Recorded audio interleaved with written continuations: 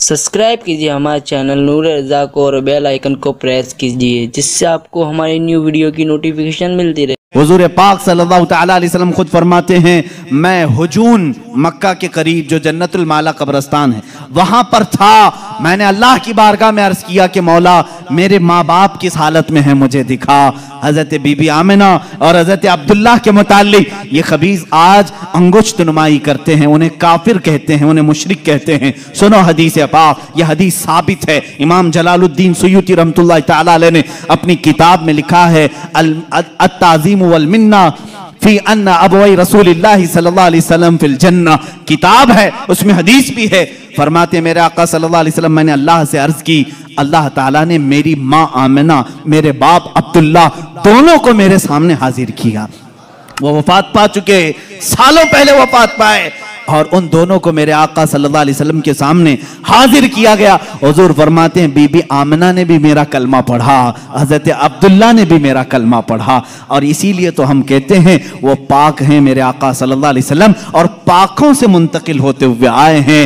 हुजूर अकरम सल्लल्लाहु तआला अलैहि वसल्लम के मुतालिक जो अकीदा रखेगा कि उनके आबा व अजदाद काफिर थे, तो मैं समझता हूँ दुनिया में उससे बड़ा बदबख्त कौन है, उससे बड़ा ऐसा हिरमा नसीब जो हुजूर पाक के आबा व अजदाद पर ताना जनी करता है। अजीज़ान गिरामी, हमें तो बरेली के इमाम ने यूं कहा है, तेरी नस्ल पाक में है बच्चा बच्चा नूर का, तू है ऐने नूर, तेरा सब घराना नूर का। हुजूर से लेकर आदम अलैहिस्सलाम तक का जो घराना है वो सब घराना नूर का है, और नूर कुफ्र में नहीं जा सकता।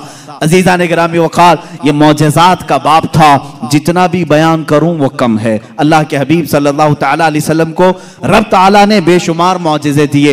आखिरी बात जो शुरू में मैंने कहा था, और मौजज़े उस मकाम के लोगों ने देखा, उस जमाने के लोगों ने देखा। मूसा अलैहिस्सलाम का मौजज़ा उनकी कौम ने देखा, ईसा अलैहिस्सलाम का मौजज़ा उनकी कौम ने देखा, सारे नबियों के मौजज़े उनके ज़माने की कौमें देखती रही। मोहम्मद अरबी सल्लल्लाहु तआला अलैहि वसल्लम को अल्लाह ने एक मौजज़ा ऐसा दिया जो हम भी देख सकते हैं, क़यामत तक देख सकते हैं, क़यामत तक देख सकते हैं, और वो मौजज़ा है अल्लाह की किताब कुरान मुक़द्दसा। ये रसूल करीम सल्लल्लाहु अलैहि वसल्लम का मौजज़ा है जो काफिरों के सीनों पर आज भी चैलेंज बन करके पुकार रही है। हिम्मत है तो लाओ इस तरह की एक किताब जिसमें अल्लाह रब्बुल इज्जत ने मौजज़ात के कमालात रखे हैं। बल्कि कुरान आज भी चैलेंज कर रहा है, ए अमेरिका, ए रूस के सुपर पावर, ए रशिया वालों, तुमने एटम बम बहुत बना लिए, मिसाइल पेट्रोल बहुत बना दिए, लाओ अल्लाह के कलाम के एक मिसल जिसको कुरान में मोतियों के तारों में जिस तरह बांधा गया है, जिसकी इब्तिदा सूरह फातिहा से होती है, जिसकी खत्म नास पर होती है। अल्लाह ने पूरी किताब लाने के लिए तो चैलेंज किया ही था, बाद में कम किया गया और कहा गया पूरी किताब नहीं ला सकते, 10 सूरतें ला करके दिखा दो, 10 सूरतें इस तरह ला कर दिखा दो। 10 सूरतें नहीं ला सके, फिर अल्लाह ने फरमाया चलो 10 आयतें ला के दिखा सको। ऐ मेरे अजीजों, फख्र से कहो, ऐ मुसलमानों, आज भी जिंदा जावेद मौजज़ा रसूलुल्लाह का हमारे दरमियान मौजूद है, वो अल्लाह की किताब कुरान मुक़द्दसा है।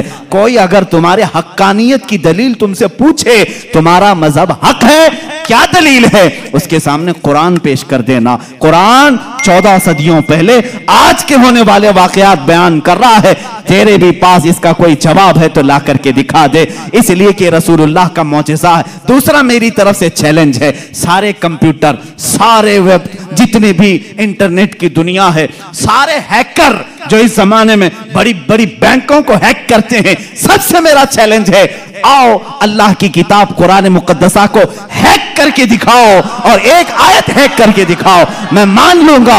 एक ज़बर हैक करके दिखाओ, नहीं कर सकोगे। तुमने दुनिया के बड़े बड़े पार्लियामेंट का डाटा चुराया होगा, अल्लाह के कलाम का एक ज़बर नहीं चुरा सकते। ये मेरा चैलेंज है, हैकर सब जमा हो जाओ, अल्लाह की किताब को हैक करके दिखाओ, इंशाअल्लाह अज़ीज़ सुबह क़यामत तक नहीं कर सकोगे। मुझ जैसे करोड़ों लोगों को अल्लाह ने पैदा किया जिनके सीनों में अल्लाह ने ये कुरान महफूज किया है। अजीजा ने गिरामी वखार, ये मेरे मुस्तफ़ा का जिंदा जावेद मौजज़ा है। इसको सीने से लगाओ, इसको पढ़ो भी, इस पर अमल भी करो। मौला हमें दुनिया में कुरान के साथ रखे और साहिब कुरान की मोहब्बत के साथ रखे। जब कब्र में जाएं तो मौला हमें कुरान के साथ कब्र में ले जाए और साहिब कुरान की जियारत नसीब करे। जब हशर में मौला हमें उठाए तो कुरान के साथ उठाए और साहिब कुरान ताजदार मदीना की शफाअत नसीब फरमाए। व आखिर दावाना अनिल हम्दुलिल्लाहि रब्बिल आलमीन।